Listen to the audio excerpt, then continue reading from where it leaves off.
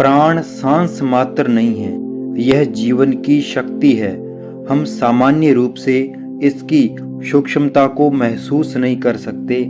हमारे शरीर के सभी भागों में एक निश्चित प्राण की मात्रा कार्यशील रहती है, जिससे हमारी दैनिक शारीरिक गतिविधियां संपन्न हो पाती है।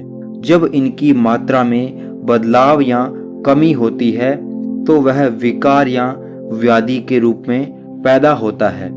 इसी प्रकार से मस्तिष्क यानी ह्यूमन ब्रेन में भी एक प्राण की पूर्ति होती रहती है। इससे ही ब्रेन एकाग्र और संतुलित रहता है, ध्यान और विचारों से युक्त रहता है। परंतु जब इस प्राण ऊर्जा का अभाव हो जाता है तो ब्रेन की एकाग्रता भंग हो जाती है। अनेक प्रकार की मानसिक अस्वस्थताएं उत्पन्न हो जाती है।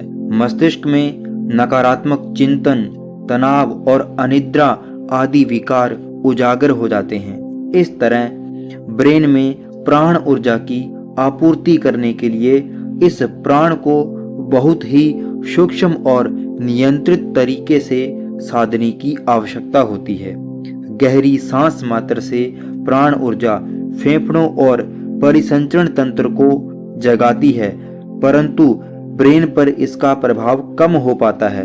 इसके लिए प्राण साधना में 3 बंधों का उल्लेख किया गया है: जालंधर बंध, उड्डयन बंध और मूल बंध। ये सभी बंध प्राण ऊर्जा को ब्रेन तक सरलता से पहुंचाते हैं। सबसे पहले मूल बंध शरीर के निचले हिस्से में प्राण ऊर्जा पैदा करता है, फिर नाभि की ओर बढ़ाता है।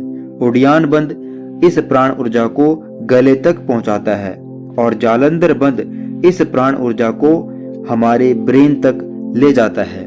ब्रेन में प्राण की आपूर्ति हेतु दूसरा तरीका है शांभवी मुद्रा, जिसके द्वारा प्राण ऊर्जा की पूर्ति ब्रेन तक हो पाती है।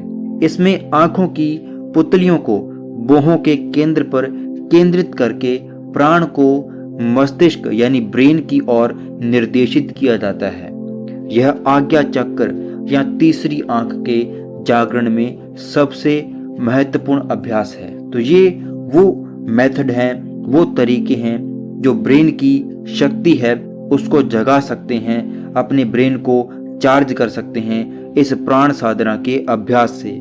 फिलहाल आज के इस वीडियो में इतना ही। इसी प्रकार के और वीडियो देखने के लिए आप हमारे YouTube चैनल को सब्सक्राइब कर सकते हैं।